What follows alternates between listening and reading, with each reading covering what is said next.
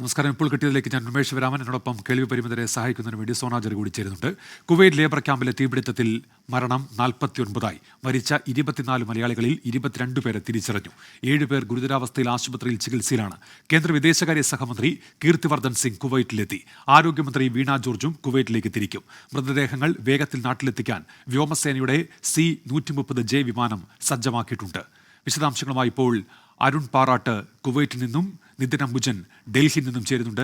ആദ്യം അരുൺ പാറാട്ടിലേക്ക്. അരുൺ, ഈ മരണസംഖ്യ ഔദ്യോഗികമായി തന്നെ സ്ഥിരീകരിച്ചതാണോ? എന്തൊക്കെയാണ് ഒടുവിൽ ലഭ്യമാകുന്ന വിവരങ്ങൾ അരുൺ?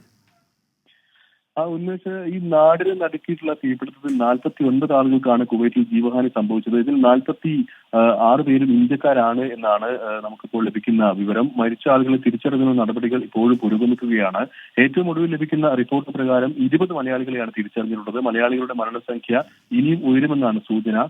പത്തനംതിട്ട സ്വദേശികളാണ് ഈ മരിച്ചവരിൽ കൂടുതൽ എന്നതും ശ്രദ്ധേയമാണ്. മൃതദേഹങ്ങൾ നടപടിക്രമങ്ങൾക്കായി ആശുപത്രികളിലെ മോർച്ചറികളിൽ സൂക്ഷിച്ചിരിക്കുകയാണ്. അതിനിടെ ഇന്ത്യൻ വിദേശകാര്യ സഹമന്ത്രി കീർത്തിവർദ്ധൻ സിംഗും കുവൈത്തിലെത്തിയിട്ടുണ്ട്. ഇന്ന് ഉച്ചയോടെയാണ് അദ്ദേഹം കുവൈത്തിലെത്തിയത്. അദ്ദേഹത്തെ കുവൈത്തിലെ ഇന്ത്യൻ അംബാസിഡർ വിമാനത്താവളത്തിൽ നേരിട്ടെത്തിയാണ് സ്വീകരിച്ചത്. അവിടെ നിന്ന് അദ്ദേഹം നേരെ പരിക്കേറ്റ ഇന്ത്യക്കാരെ ചികിത്സിക്കുന്ന ആശുപത്രിയിൽ എത്തിയിട്ടുണ്ട്. അവരെ സന്ദർശിച്ചിട്ടുണ്ട്.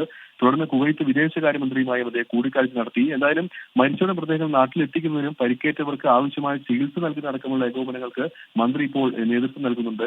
അതോടൊപ്പം തന്നെ ഈ അപകടത്തിൽപ്പെട്ടവരുടെ കുടുംബത്തിന് 8 ലക്ഷം രൂപയും അതോടൊപ്പം ആശ്രിതർക്ക് ജോലിയും മറ്റ് ആനുകൂല്യങ്ങളും നൽകുമെന്ന് അപകടത്തിൽപ്പെട്ടവരുടെ കമ്പനിയും ഇപ്പോൾ അറിയിച്ചിട്ടുണ്ട്. ഉന്മേഷ്, അരുൺ, ഇപ്പോൾ ഈ അപകടം സംബന്ധിച്ച് അതെങ്ങനെയുണ്ടായി, അങ്ങനെ അതുമായി ബന്ധപ്പെട്ട അന്വേഷണം, മറ്റു വിവരങ്ങൾ കൂടി അരുൺ. കുവൈത്തും ഈ വിഷയവുമായി ബന്ധപ്പെട്ട് ശക്തമായിട്ടുള്ള നടപടികളുമായി മുന്നോട്ട് പോവുകയാണ്. ഈ തീപിടുത്തം സംഭവം അന്വേഷിക്കുന്നതിന് അഹമ്മദി, മുബാറക് അൽ കബീർ ഗവർണറേറ്റുകളിലെ പബ്ലിക് പ്രോസിക്യൂഷൻ വിഭാഗത്തിലെ മുതിർന്ന ഉദ്യോഗസ്ഥരുടെ മേൽനോട്ടത്തിൽ ആഭ്യന്തര മന്ത്രാലയം പ്രത്യേക അന്വേഷണ സംഘത്തെ ഇപ്പോൾ രൂപീകരിച്ചിട്ടുണ്ട്. സംഭവ സ്ഥലത്തു നിന്നും അതോടൊപ്പം തന്നെ പരിക്കേറ്റ് ആശുപത്രിയിൽ കഴിയുന്നവരിൽ നിന്നും അന്വേഷണ സംഘം തെളിവുകൾ ശേഖരിക്കും. അതോടൊപ്പം ഈ സംഭവത്തിൽ പ്രത്യേക അന്വേഷണത്തിന് മുനിസിപ്പാലിറ്റിയും അന്വേഷണത്തിന് ഉത്തരവിട്ടിട്ടുണ്ട്. ഇത്തരം നിയമലംഘനങ്ങൾ ഇനി ആവർത്തിക്കരുത് എന്നുള്ള കാര്യത്തിൽ അടിയന്തര നടപടി സ്വീകരിക്കണമെന്ന് കുവൈറ്റ് മുനിസിപ്പാലിറ്റിക്ക് ഉൾപ്പെടെ നിർദ്ദേശം നൽകിയിട്ടുണ്ട്. അനധികൃതമായി കുവൈറ്റിലെ നിരവധി ഇടങ്ങളിൽ ഇത്തരത്തിലുള്ള ആളുകളെ താമസിപ്പിക്കുന്നത് കണ്ടെത്താനുള്ള പരിശോധനകൾക്കും ഇന്നിപ്പോൾ തുടക്കമായിട്ടുണ്ട്. ഉന്മേഷ്, അരുൺ പാറാട്ടാണ് കുവൈറ്റിൽ നിന്ന് വിവരങ്ങൾ നൽകി. നിതിൻ അംബുജൻ കൂടി ഇപ്പോൾ ചേരുന്നുണ്ട്. നിതിൻ, ഈ വിദേശകാര്യ സഹമന്ത്രി കഴിഞ്ഞ ദിവസം തന്നെ ഇതുമായി ബന്ധപ്പെട്ട നടപടികൾ ഏകോപിപ്പിച്ച് തുടങ്ങിയതാണ്. കേന്ദ്ര സർക്കാർ ഇപ്പോൾ എങ്ങനെയാണ് സ്ഥിതിഗതികളെ കാണുന്നത്? വ്യോമസേന വിമാനമടക്കം സജ്ജമാക്കിയിട്ടുണ്ടല്ലോ. എന്തൊക്കെയാണ് വിവരങ്ങൾ നിതിൻ? മരിച്ചവരിൽ 45 ഇന്ത്യക്കാർ എന്നുള്ളതാണ് പുതിയ വിവരം. കേന്ദ്ര വിദേശകാര്യ സഹമന്ത്രി നടപടികളെ ഏകോപിപ്പിക്കാൻ അവിടെ എത്തിയിട്ടുണ്ട്. അതുമായി ബന്ധപ്പെട്ട നടപടിക്രമങ്ങൾ പുരോഗമിക്കുകയാണ്. കേന്ദ്ര സർക്കാർ സ്ഥിതിഗതികൾ വിലയിരുത്തിക്കൊണ്ട് ഇരിക്കുന്നുണ്ട്. ഇപ്പോൾ വ്യോമസേന വിമാനം സജ്ജമാക്കിയിരിക്കുന്നു എന്നുള്ള ഏറ്റവും പുതിയ വാർത്ത കൂടി വരുന്നുണ്ട്. കഴിഞ്ഞ ദിവസമാണ് നാടിനെ നടുക്കിയ ഈ സംഭവം ഉണ്ടായത്. കുവൈറ്റിൽ താമസ സ്ഥലത്തെ തീപിടുത്തത്തിൽ നിരവധി മലയാളികൾ മരിച്ചത്. ഒപ്പം മരിച്ച ഇന്ത്യക്കാരുടെ എണ്ണം ഇപ്പോൾ 45 എന്ന വാർത്ത കൂടി പുറത്തു വരുന്നുണ്ട്. ആകെ മരണം 49ആണ്. നിതിൻ അംബുജൻ ചേരുന്നുണ്ട്. നിതിൻ, ഇപ്പോൾ വ്യോമസേന വിമാനം കൂടി സജ്ജമാക്കിയിട്ടുണ്ടല്ലോ. എന്തൊക്കെയാണ് വിവരങ്ങൾ നിതിൻ? കുവൈറ്റ് അപകടത്തിൽ മരിച്ച ഇന്ത്യക്കാരുടെ എണ്ണം 45. എന്തായാലും കേന്ദ്ര വിദേശകാര്യ സഹമന്ത്രി കീർത്തിവർദ്ധൻ സിംഗ് കുവൈറ്റിലുണ്ട്. എത്രയും പെട്ടെന്ന് മൃതദേഹം നാട്ടിലെത്തിക്കാനുള്ള നടപടികൾ സ്വീകരിക്കുമെന്ന് നേരത്തെ തന്നെ അദ്ദേഹം വ്യക്തമാക്കിയിട്ടുണ്ട്. കുവൈറ്റിലേക്ക് പോകുന്നതിന് മുമ്പ് തന്നെ അദ്ദേഹം വ്യക്തമാക്കിയത് വ്യോമസേനയുടെ വിമാനത്തിലാകും നാട്ടിലേക്ക് എത്തിക്കുക എന്നുള്ളതാണ്. എന്തായാലും ഹിൻഡൻ വ്യോമത്താവളത്തിൽ ഇപ്പോൾ C-130J സൂപ്പർ ഹെർക്കുലീസ് വിമാനം തയ്യാറാക്കിയിട്ടുണ്ട്. അതേസമയം തന്നെ വിദേശകാര്യ മന്ത്രാലയത്തിന്റെ അടക്കം അനുമതി കിട്ടിയാൽ മാത്രമേ അത് കുവൈറ്റിലേക്ക് പുറപ്പെടുകയുള്ളൂ എന്നാണ് ഇപ്പോൾ ഹിൻഡൻ വ്യോമത്താവളത്തിൽ ഇപ്പോൾ നമുക്ക് ലഭ്യമായ വിവരം. എന്തായാലും 49 പേർ ഈ ഒരു അപകടത്തിൽ മരിച്ചു, ഇന്ത്യക്കാർ. എന്നാൽ എവിടെയുള്ള ആളുകളാണ് തുടങ്ങിയ കാര്യങ്ങളൊക്കെ തന്നെ വിശദമായ വിവരങ്ങൾ ലഭ്യമാകുന്നതേ ഉള്ളൂ. കൃത്യമായ കണക്ക് വിദേശകാര്യ മന്ത്രാലയം അടക്കം ശേഖരിച്ചു വരുന്നത് മാത്രമേ ഉള്ളൂ. അതിനുശേഷം മാത്രമേ മൃതദേഹം ഒരുമിച്ച് കൊണ്ടുവരുന്ന കാര്യത്തിലടക്കം ഒരു അന്തിമ തീരുമാനം എടുക്കുകയുള്ളൂ എന്നാണ് ഇപ്പോൾ വിദേശകാര്യ മന്ത്രാലയം അടക്കം വ്യക്തമാക്കിയിട്ടുള്ളത്. ഉന്മേഷ്, നിതിൻ അംബുജനാണ് വിവരങ്ങൾ നൽകിയത് ഡൽഹിയിൽ നിന്ന്. കർണാടക മുൻ മുഖ്യമന്ത്രി BS യെദ്യൂരപ്പയ്ക്കെതിരെ പോക്സോ കേസിൽ അറസ്റ്റ് വാറന്റ്. ചോദ്യം ചെയ്യലിന് ഹാജരാകാത്തതിനെ തുടർന്ന് സംസ്ഥാന കുറ്റാന്വേഷണ വിഭാഗം കോടതിയെ സമീപിക്കുകയായിരുന്നു. അരുൺ പൂറമ്പ ബംഗളൂരുവിൽ നിന്ന് ചേരുന്നുണ്ട്. അരുൺ, വിവരങ്ങൾ എന്തൊക്കെയാണ്? അരുൺ, എന്താണ് അന്വേഷണ സംഘത്തിന്റെ ഇനിയുള്ള നീക്കം? അരുൺ, ഹലോ അരുൺ കേൾക്കാമെങ്കിൽ ഇപ്പോൾ അറസ്റ്റ് വാറന്റ് ചുമത്തിയിരിക്കുകയാണല്ലോ, കോടതി പുറപ്പെടുവിച്ചിരിക്കുകയാണല്ലോ. എന്തൊക്കെയാണ് അന്വേഷണ സംഘത്തിന്റെ അടുത്ത നീക്കം? ഉന്മേഷം, ഫെബ്രുവരി മാസത്തിലാണ് ഈ സംഭവം നടക്കുന്നത്. യെദ്യൂരപ്പയുടെ ബംഗളൂരുവിലെ വസതിയിൽ സഹായം ചോദിച്ചെത്തിയ ആ സ്ത്രീയുടെ മകളെ ലൈംഗിക അതിക്രമം നടത്തിയെന്നും ലൈംഗിക ചുവയോടെ പെരുമാറി എന്നതുമാണ് ആ പരാതിയിലാണ് മാർച്ച് 14-ന് യെദ്യൂരപ്പയ്ക്കെതിരെ പോക്സോ കേസ് രജിസ്റ്റർ ചെയ്തത്. ആ കേസിൽ യെദ്യൂരപ്പയോട് ചോദ്യം ചെയ്യലിന് ഹാജരാകുന്നതിന് വേണ്ടി പോലീസ് CID പ്രത്യേക സംഘം ഇതിനു വേണ്ടി നോട്ടീസ് നൽകിയിരുന്നു. എന്നാൽ യെദ്യൂരപ്പ അതിൽ കൂടുതൽ സമയം ആവശ്യപ്പെട്ടു. അതായത് അടുത്ത തിങ്കളാഴ്ച ഹാജരാകാം എന്നതാണ് CIDക്ക് മുന്നിൽ അറിയിച്ചത്. അതിന് പിന്നാലെയാണ് CID ഇത്തരത്തിൽ കോടതിയിൽ അറസ്റ്റ് വാറണ്ട് പുറപ്പെടുവിപ്പിക്കണമെന്നാവശ്യപ്പെട്ട് അപേക്ഷ നൽകുകയും അത് പരിഗണിച്ചാണ് ഇപ്പോൾ ബംഗളൂരു സെഷൻസ് കോടതി ഇപ്പോൾ അറസ്റ്റ് വാറണ്ട് പുറപ്പെടുവിച്ചിട്ടുമുള്ളത്. സ്വാഭാവികമായും ജാമ്യമില്ല വകുപ്പാണ്, പോക്സോ കേസാണ്, ജാമ്യമില്ല അറസ്റ്റ് വാറണ്ടാണ് പുറപ്പെടുവിച്ചിട്ടുള്ളത്. നിലവിൽ യെദ്യൂരപ്പ അറിയിച്ചിട്ടുള്ളത് താൻ ബംഗളൂരുവിലില്ല, അതായത് ഇന്നലെ ഹാജരാകണമെന്നതാണ് പോലീസ് അറിയിച്ചിരുന്നത്. ഡൽഹിയിലാണുള്ളത്. അടുത്ത തിങ്കളാഴ്ച ബംഗളൂരുവിലെത്തിയതിനു ശേഷം CID അധികൃതർക്ക് മുന്നിൽ ഹാജരാകാം എന്നതായിരുന്നു യെദ്യൂരപ്പ അറിയിച്ചത്. എന്നാൽ അത് അംഗീകരിച്ചില്ല. അതിന് തൊട്ടു പിന്നാലെയാണ് ഇത്തരത്തിൽ ഈ അറസ്റ്റ് വാറണ്ട് പുറപ്പെടുവിക്കണമെന്ന് ആവശ്യപ്പെട്ട് CID കോടതിയെ സമീപിക്കുകയും കോടതി അതിപ്പോൾ അംഗീകരിക്കുകയും ചെയ്തിട്ടുള്ളത്. അടുത്ത നീക്കം അറസ്റ്റ് തന്നെയായിരിക്കും. സ്വാഭാവികമായും യെദ്യൂരപ്പ ഇവിടെ ബംഗളൂരുവിലെത്തിയാൽ അറസ്റ്റ് ചെയ്യുക എന്നത് തന്നെയായിരിക്കും പോലീസിന്റെ നീക്കം. ഒരുപക്ഷെ മുൻകൂർ ജാമ്യാപേക്ഷയുമായി ഹൈക്കോടതിയെ സമീപിക്കാനുള്ള സാധ്യതയാണ് കാണുന്നത്. ഉന്മേഷ്, അരുൺ പൂപ്പറമ്പയാണ് ബംഗളൂരുവിൽ നിന്ന് വിവരങ്ങൾ നൽകിയത്. ജമ്മു കശ്മീരിലെ ഭീകരാക്രമണത്തിൽ സാഹചര്യം വിലയിരുത്തി പ്രധാനമന്ത്രി നരേന്ദ്രമോദി ഭീകരവിരുദ്ധ നടപടി ശക്തമാക്കാൻ നിർദ്ദേശം നൽകി. യോഗത്തിൽ NSA പ്രതിനിധികളടക്കം പങ്കെടുത്തു. നിതിൻ അംബുജനുണ്ട് ഡൽഹിയിൽ നിന്ന്. നിതിൻ, വിശദാംശങ്ങൾ എന്തൊക്കെയാണ്? ഉന്മേഷ്, തുടർച്ചയായി ജമ്മുവിൽ ഭീകരാക്രമണം നടന്ന ത്തിലാണ് പ്രധാനമന്ത്രി നരേന്ദ്രമോദി ഇന്ന് സാഹചര്യം വിലയിരുത്തിയത്. ഉന്നത ഉദ്യോഗസ്ഥരടക്കം ഈ യോഗത്തിൽ പങ്കെടുത്തു. ശക്തമായ ഭീകരവിരുദ്ധ നടപടി ശക്തമാക്കണം എന്ന നിർദ്ദേശമാണ് നൽകിയിരിക്കുന്നത്. അതോടൊപ്പം തന്നെ സേനാ വിന്യാസവും മേഖലയിലടക്കം ശക്തമാക്കണം. കൂടാതെ ഈ ഉന്നത യോഗത്തിന് ശേഷം കേന്ദ്ര ആഭ്യന്തരമന്ത്രി അമിത്ഷായുമായും പ്രധാനമന്ത്രി സംസാരിച്ചു. അതിനുശേഷം ശക്തമായ നടപടിയെ മുന്നോട്ട് പോകണം എന്ന നിർദ്ദേശമാണ് നൽകിയിരിക്കുന്നത്. കഴിഞ്ഞ 4 ദിവസത്തിനിടെ 4 മേഖലകളിൽ ഇത്തരത്തിൽ ഭീകരരുടെ ആക്രമണം ഉണ്ടായത്. ഭീകരരുടെ ആക്രമണത്തിൽ റിയാസിൽ 10 പേർ കൊല്ലപ്പെടുകയും അതോടൊപ്പം തന്നെ ഒരു CRPF ജവാൻ വീരമൃത്യു വരിക്കുകയും ചെയ്തിരുന്നു. ശക്തമായ തിരിച്ചടി സേനയുടെ ഭാഗത്തുനിന്നും നടക്കുന്നുണ്ട്. ഇന്നലെ ദോഡ ജില്ലയിലെ ഭിലാസി ഗ്രാമത്തിലും സമാനമായ തന്നെ ഭീകരരുടെ ഭാഗത്തുനിന്നും ആക്രമണം ഉണ്ടായ സാഹചര്യമുണ്ട്. ഈ ഒരു പശ്ചാത്തലത്തിൽ കൂടിയാണ് പ്രധാനമന്ത്രി നരേന്ദ്രമോദി സാഹചര്യം വിലയിരുത്തി ശക്തമായ നടപടി സ്വീകരിക്കാൻ നിർദ്ദേശം നൽകിയിരിക്കുന്നത്. നിതിൻ അംബുജനാണ് ഡൽഹിയിൽ നിന്ന് വിവരങ്ങൾ നൽകിയത്. ദേശീയ സുരക്ഷാ ഉപദേഷ്ടാവായി അജിത് ഡോവൽ തുടരും. ക്യാബിനറ്റ് അപ്പോയിന്റ്മെന്റ് കമ്മിറ്റി അജിത് ഡോവലിന്റെ നിയമനം അംഗീകരിച്ചു. ഡോക്ടർ PK മിശ്ര പ്രധാനമന്ത്രിയുടെ പ്രിൻസിപ്പൽ സെക്രട്ടറിയായും തുടരും. വിശദാംശങ്ങളുമായി ബൽറാം നെടുങ്ങാടിയുണ്ട് ഡൽഹിയിൽ നിന്ന്. ബൽറാം, വിവരങ്ങൾ. ഉന്മേഷ്, ദേശീയ സുരക്ഷാ ഉപദേഷ്ടാവ് അജിത് ഡോവലിന്റെ കാലാവധി നീട്ടി നൽകാൻ കേന്ദ്ര സർക്കാർ തീരുമാനിച്ചിരിക്കുന്നു. ക്യാബിനറ്റ് അപ്പോയിന്റ്മെന്റ് കമ്മിറ്റി അദ്ദേഹത്തിന്റെ കാലാവധി നീട്ടിക്കൊണ്ട് ഉത്തരവ് ഇറക്കിയിരിക്കുകയാണ്. ഇത് തുടർച്ചയായി 3-ാം തവണയാണ് അജിത് ഡോവലിനെ ദേശീയ സുരക്ഷാ ഉപദേഷ്ടാവായി നിയമിക്കുന്നത്. നരേന്ദ്രമോദി സർക്കാർ അധികാരത്തിൽ എത്തിയ മുതൽ തന്നെ അദ്ദേഹം ഈ പദവിയിൽ തുടരുകയാണ്. പ്രധാനമന്ത്രിയുടെ കാലാവധി പൂർത്തിയാകുന്നതുവരെയോ ഇനിയൊരു ഉത്തരവ് ഉണ്ടാകുന്നതുവരെയോ അദ്ദേഹം ഈ ക്യാബിനറ്റ് റാങ്കോടെ ഈ പദവിയിൽ തുടരും എന്നാണ് ക്യാബിനറ്റ് അപ്പോയിന്റ്മെന്റ് കമ്മിറ്റിയുടെ ഉത്തരവിൽ വ്യക്തമാക്കുന്നത്. ഒപ്പം തന്നെ പ്രധാനമന്ത്രിയുടെ പ്രിൻസിപ്പൽ സെക്രട്ടറി സ്ഥാനത്ത് PK മിശ്രയ്ക്കും വീണ്ടും നിയമനം നൽകിക്കൊണ്ട് ക്യാബിനറ്റ് അപ്പോയിന്റ്മെന്റ് കമ്മിറ്റി ഉത്തരവ് ഇറക്കിയിട്ടുണ്ട്. പ്രധാന റാങ്കുകളിലുള്ള 2 ഉദ്യോഗസ്ഥരും തുടരും എന്ന് തന്നെയാണ് ഇതോടെ വ്യക്തമാകുന്നത്. ഹൈറിച്ച് തട്ടിപ്പ് കേസിൽ ഉടമകളെ ED ചോദ്യം ചെയ്യുന്നു. KD പ്രതാപൻ, ഭാര്യ ശ്രീന എന്നിവരെയാണ് ചോദ്യം ചെയ്യുന്നത്. ഇരുവരെയും കൊച്ചിയിലെ ED ഓഫീസിൽ വിളിച്ചു വരുത്തിയാണ് ചോദ്യം ചെയ്യൽ. വിനീത വിജിയുണ്ട് കൊച്ചിയിൽ നിന്ന്. വിനീത, ചോദ്യം ചെയ്യലിന്റെ വിശദാംശങ്ങൾ എന്തൊക്കെയാണ്?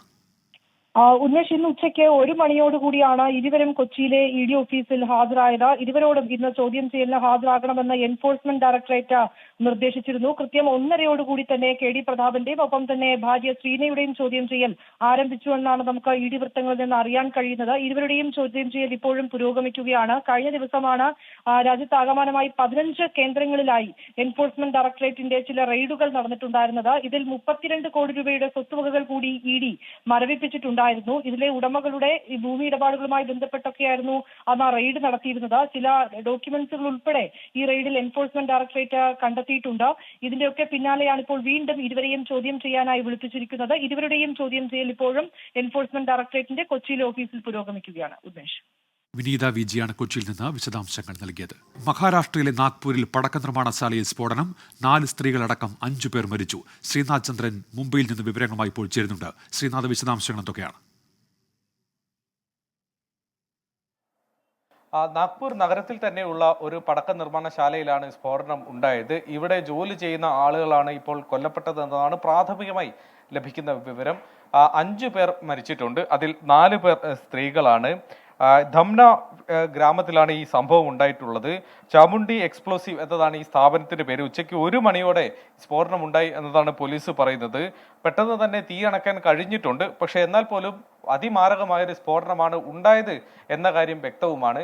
ഇപ്പോൾ കൂടുതൽ പേർ ഈ അപകടത്തിൽ പെട്ടിട്ടുണ്ടോ എന്ന കാര്യത്തിൽ വ്യക്തതയില്ല. അവിടെ ഇപ്പോൾ തെരച്ചിൽ നടക്കുകയുമാണ്. പരിക്കേറ്റവരുടെ മൃതദേഹങ്ങൾ ആശുപത്രിയിലേക്ക് മാറ്റി മറ്റു പരിശോധനകൾക്കും മറ്റും അയച്ചിട്ടുണ്ട്. ഇതിൽ ചിലരുടെ മൃതദേഹങ്ങളെങ്കിലും തിരിച്ചറിയാൻ വേണ്ടി DNA പരിശോധന അടക്കം നടത്തേണ്ടി വരും എന്നതാണ് അറിയുന്നത്. ശ്രീനാഥ് ചന്ദ്രനാണ് വിശദാംശങ്ങൾ നൽകിയത് മുംബൈയിൽ നിന്നും. KB ഗണേഷ് കുമാർ ഗതാഗത മന്ത്രി സ്ഥാനം ഒഴിയും മുൻപ് കേരളത്തിലെ ടൂറിസ്റ്റ് ബസ്സുകൾക്ക് കളറടിച്ചിരിക്കുമെന്ന് കേരള കോൺഗ്രസ് ബി യുവജന വിഭാഗം നേതാവിന്റെ വാട്സാപ്പ് സന്ദേശം. കേരള യൂത്ത് ഫ്രണ്ട് ബി കൊല്ലം ജില്ലാ പ്രസിഡന്റ് രാജേഷ് കുമാറിന്റെ ശബ്ദ സന്ദേശമാണ് ഇപ്പോൾ സമൂഹ മാധ്യമങ്ങളിൽ പ്രചരിക്കുന്നത്. സ്വകാര്യ സംഭാഷണമാണെന്നും പാർട്ടി നിലപാടല്ലെന്നും രാജേഷ് കുമാർ പിന്നീട് വിശദീകരിച്ചു. ഇവിടെ ആരും കറങ്ങിയിട്ട് കാര്യമില്ല. അവിടെ ആരൊക്കെ വരുന്നുണ്ടെന്നൊക്കെ നമ്മൾ കറക്റ്റായിട്ട് അറിയും. അതിന് നമ്മൾ പോകേണ്ട കാര്യമൊന്നുമില്ല. വീട്ടിൽ ഇരുന്നാൽ മതി. കറക്റ്റായിട്ട് നമുക്കറിയാം അവിടേക്ക് ആര് വരുന്നു പോകുന്നുണ്ടെന്നൊക്കെ നമ്മൾ അറിയുന്നുമുണ്ട്. പറഞ്ഞ മനസ്സിലായ. പിന്നെ കളറടിക്കും. അതിന് ആര് മുണ്ടുമൊക്കെ ചാടിയാലും കളറടിക്കും. ഈ വോയിസ് എവിടെ വേണമെങ്കിലും പൊക്കോട്ടെ. KB ഗണേഷ് കുമാർ ഗതാഗത മന്ത്രി സ്ഥാനത്ത് നിന്ന് ഒഴിയുന്നതിന് മുമ്പ് കേരളത്തിലെ ടൂറിസ്റ്റ് ബസ്സിന് കളറടിച്ചിരിക്കും. അതിനൊരു മാറ്റമില്ല. അത് ഈ പറയുന്നത് കേരള യൂത്ത് ഫ്രണ്ട് ബിയുടെ കൊല്ലം ജില്ലാ പ്രസിഡന്റാണ്. മലപ്പുറം വെഞ്ഞൂരിൽ കുഴൽപ്പണം പിടികൂടി. വാഹനത്തിൽ കടത്തുകയായിരുന്ന 9,31,000 രൂപയാണ് തിരൂരങ്ങാടി പോലീസ് പിടികൂടിയത്. വാഹനം ഓടിച്ചിരുന്ന VK പടി സ്വദേശി കാവുങ്കൽ അനസിനെ പോലീസ് കസ്റ്റഡിയിലെടുത്തു. സമീർ ബിൻ കരീമുണ്ട് മലപ്പുറത്തുനിന്ന്. സമീർ, വിവരങ്ങൾ. ഉന്മേഷ്, ഇന്ന് ഉച്ചയോട് കൂടിയാണ് മലപ്പുറം വെന്നിയൂരിൽ കുഴൽപ്പണം പിടികൂടിയിരിക്കുന്നത്. തിരുരങ്ങാടി പോലീസ് സംഘം നടത്തിയ വാഹന പരിശോധനയിലാണ് 9,31,000 രൂപയുമായി VK പടി സ്വദേശി അനസ് എന്ന് പറയുന്ന യുവാവ് പോലീസിന്റെ കസ്റ്റഡിയിലാകുന്ന ഒരു സംഭവം ഉണ്ടായിരിക്കുന്നത്.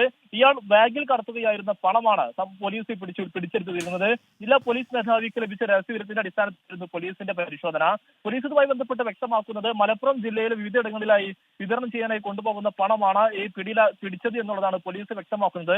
സംഭവവുമായി ബന്ധപ്പെട്ട് വിശദമായ അന്വേഷണമാണ് പോലീസ് നടത്തുന്നത്. സമീർ ബിൻ കരീം, മലപ്പുറത്ത്. തദ്ദേശ സ്ഥാപനങ്ങളുടെ 5 ലക്ഷം രൂപ വരെയുള്ള എല്ലാ ബില്ലുകളെയും ട്രഷറി നിയന്ത്രണങ്ങളിൽ നിന്ന് പൂർണ്ണമായി ഒഴിവാക്കി ധനവകുപ്പ്. തദ്ദേശ സ്ഥാപന ബില്ലുകൾക്കായി 196.94 കോടി രൂപ അനുവദിച്ചു. ഗ്രാമപഞ്ചായത്തുകൾക്ക് 74.65 കോടിയും മുനിസിപ്പാലിറ്റികൾക്ക് 33.53 കോടിയും കോർപ്പറേഷനുകൾക്ക് 37 കോടിയും വകയിരുത്തി. VA ഗിരീഷ്, തിരുവനന്തപുരത്ത് നിന്ന്. ഗിരീഷ്, വിവരങ്ങൾ.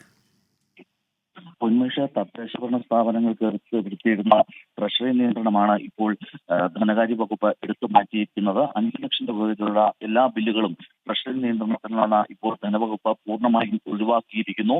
തദ്ദേശ ഭരണ ബില്ലുകൾ മാറുന്നതിന് വേണ്ടിയിട്ട് 196.94 കോടി രൂപ ഇപ്പോൾ ധനകാര്യ വകുപ്പ് അനുവദിച്ചിട്ടുണ്ട്. ഇതിൽ ഗ്രാമപഞ്ചായത്തുകൾക്ക് 74.65 കോടി, മുനിസിപ്പാലിറ്റികൾക്ക് 33.53 കോടി, കോർപ്പറേഷനുകൾക്ക് 37 കോടി എന്നിങ്ങനെയാണ് വകയെത്തിയിരിക്കുന്നത്. ജില്ലാ പഞ്ചായത്തുകൾക്ക് 17.64 കോടിയും ബ്ലോക്ക് പഞ്ചായത്തുകൾക്ക് 7 കോടിയും നീക്കിവെച്ചിട്ടുണ്ട്. ഉന്മേഷ്. VA ഗിരീഷാണ് വിവരങ്ങൾ നൽകിയത് തിരുവനന്തപുരത്ത്. കൊച്ചി നഗരത്തിൽ സ്വകാര്യ ബസ്സുകളുടെ മത്സരയോട്ടം. എറണാകുളം കലൂർ മുതൽ ഇടപ്പള്ളി വരെയാണ് അപകടകരമായ രീതിയിൽ ബസ്സുകൾ മത്സരയോട്ടം നടത്തിയത്. ഇതിനിടെ ജീവനക്കാർ തമ്മിൽ വാക്ക് തർക്കവുമുണ്ടായി. ബസ്സുകളുടെ മത്സരയോട്ട ദൃശ്യങ്ങൾ 24-ന് ലഭിച്ചു. ആദ്യം ദൃശ്യങ്ങളിലേക്ക്.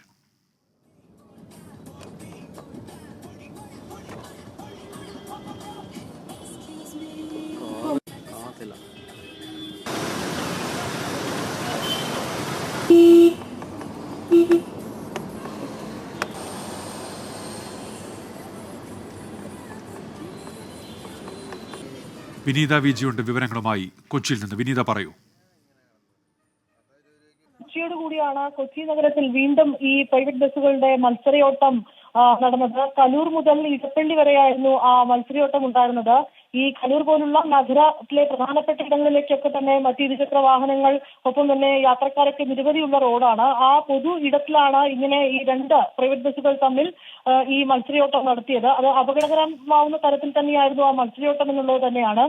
ഇതിനിടയ്ക്ക് ഈ ബസ്സുകൾ തമ്മിൽ ഗ്യാപ്പ് കൊടുക്കാതെ നിർത്തിയിടുകയും ജീവനക്കാർ പരസ്പരം വാക്കുതർക്കത്തിൽ ഏർപ്പെടുകയും ചെയ്തിട്ടുണ്ട്. പിന്നെ വീണ്ടും ആ മത്സരയോട്ടം തുടരുന്നുണ്ട്. നമുക്ക് ആ ദൃശ്യങ്ങളിൽ കാണാൻ കഴിയുന്നത് പോലെ തന്നെ ആ ജീവനക്കാരൻ തല പുറത്തേക്കിട്ട് ബാക്കി വാഹനങ്ങളോട് സൈഡ് നൽകണമെന്ന് ആവശ്യപ്പെട്ടൊക്കെ കൊണ്ടാണ് ഇങ്ങനെ ഈ മത്സരയോട്ടം നടന്നത്. കഴിഞ്ഞ ദിവസങ്ങളിലേക്കൊക്കെ തന്നെ ഈ പ്രൈവറ്റ് ബസ്സുകളുടെ ഇത്തരം മത്സരയോട്ടത്തിൽ നിരവധി അപകടങ്ങൾ അടക്കമുണ്ടായ ഒരു സാഹചര്യം കൂടിയുണ്ട്. ഇതിനിടയിലാണ് വീണ്ടും ഇത്തരം സംഭവങ്ങൾ കൂടി ആവർത്തിക്കുന്നത്. വിനീത വിജി കൊച്ചിയിൽ നിന്ന്.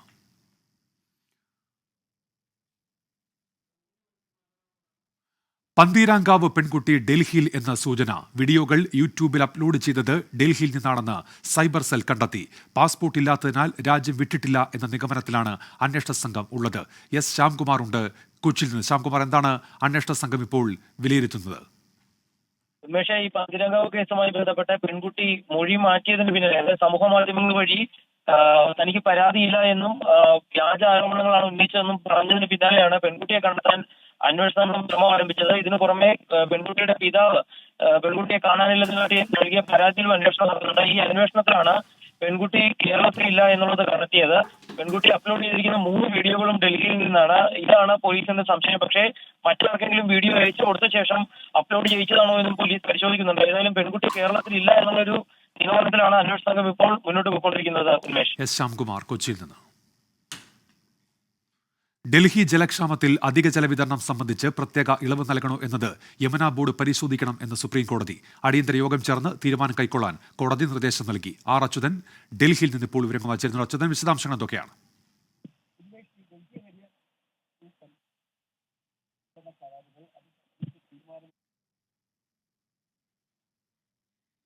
ഡൽഹി ജലക്ഷാമത്തിൽ അധിക ജലവിതരണം സംബന്ധിച്ച് പ്രത്യേക ഇളവ് നൽകണോ എന്നത് യമുന ബോർഡ് പരിശോധിക്കണമെന്നാണ് ഇപ്പോൾ സുപ്രീം കോടതി നൽകിയിരിക്കുന്ന നിർദ്ദേശം. അടിയന്തര യോഗം ചേർന്ന് തീരുമാനം കൈക്കൊള്ളാനാണ് ഇപ്പോൾ കോടതി നിർദ്ദേശം നൽകിയിരിക്കുന്നത്. നേരത്തെ ഇത് രാഷ്ട്രീയ വിവാദമായ വിഷയമാണ്. ചില സംസ്ഥാനങ്ങൾ വെള്ളം നൽകുന്നില്ല എന്നുള്ള തരത്തിലൊക്കെ ആരോപണങ്ങൾ വന്നതാണ്. അതിന് തൊട്ടു പിന്നാലെയാണ് ഇപ്പോൾ കോടതിയുടെ ഇടപെടലുണ്ടായിരിക്കുന്നത്. യമുന ബോർഡ് ഇക്കാര്യത്തിൽ തീരുമാനമെടുക്കണമെന്ന് സുപ്രീം കോടതി നിർദ്ദേശിക്കുന്നു. അടിയന്തര യോഗം ചേർന്ന് തീരുമാനമെടുക്കണം എന്നാണ് ഇപ്പോൾ സുപ്രീം കോടതി നൽകിയിരിക്കുന്ന നിർദ്ദേശം. ആർ അച്യുതൻ വിവരങ്ങൾ വായിച്ചിരുന്നു. അച്യുതൻ, എന്താണ് സുപ്രീം കോടതിയുടെ നിർദ്ദേശം? ഉന്മേഷ്, ഈ ഡൽഹി സർക്കാരിന്റെ ആവശ്യത്തിൽ തീർപ്പുണ്ടാക്കാൻ അച്യുതൻ, ശബ്ദത്തിൽ സാങ്കേതിക പ്രശ്നമുണ്ട്, അതുകൊണ്ടാണ് ഇടപെടുന്നത്. സുപ്രീം കോടതിയുടേതാണ് ഈ നിർദ്ദേശം. കൊല്ലം അഞ്ചലിൽ ചിറയിൽ കുളിക്കാൻ ഇറങ്ങിയ യുവാവ് മുങ്ങി മരിച്ചു. അഞ്ചൽ നെട്ടയം സ്വദേശി റബിൻ ലാലാണ് മരിച്ചത്. AV ജയശങ്കർ വിവരങ്ങൾ വായിച്ചിരുന്നു. ജയശങ്കർ, എങ്ങനെയായിരുന്നു അപകടം? വിവരങ്ങൾ എന്തൊക്കെയാണ്? അതായത് അല്പസമയം മുമ്പാണ് കൊല്ലം അഞ്ചലിൽ ചിറയിൽ കുളിക്കാനിറങ്ങിയ യുവാവ് മുങ്ങി മരിക്കുന്നത്. അഞ്ചൽ നെട്ടിയം സ്വദേശി ജൂബിലി ഭവനിൽ റബിൻ ലാലിനെയാണ് മരണപ്പെട്ട നിലയിൽ കണ്ടെത്തിയത്. അതായത് ഈ ചിറയുടെ ആഴത്തിലെത്തിയപ്പോൾ തിരിച്ചു കയറാൻ പറ്റാത്ത സാഹചര്യം ഉണ്ടായി മുങ്ങി മരണം സംഭവിച്ചു എന്നാണ് നിലവിൽ പോലീസിന്റെ പ്രാഥമിക നിഗമനം. എന്തായാലും അഞ്ചൽ പോലീസ് ഇതുമായി ബന്ധപ്പെട്ട പരിശോധനകൾ ആരംഭിച്ചിട്ടുണ്ട്. മൃതദേഹം നിലവിൽ ചിറയിൽ നിന്ന് ആശുപത്രിയിലേക്ക് മാറ്റിയിട്ടുണ്ട്. 5 മണിയോടുകൂടിയായിരുന്നു മരണം. എന്തായാലും സ്വാഭാവിക മരണത്തിന് കേസെടുക്കുമെന്നാണ് നിലവിൽ അഞ്ചൽ പോലീസ് വ്യക്തമാക്കിയിരിക്കുന്നത്. AV ജയശങ്കറാണ് വിവരങ്ങൾ നൽകിയത്. ഇതോടെ ഇപ്പോൾ കിട്ടിയത് പൂർത്തിയാകുന്ന 100 ന്യൂസ്. പ്രജിൻസി കണ്ണനത്ത്. നമസ്കാരം.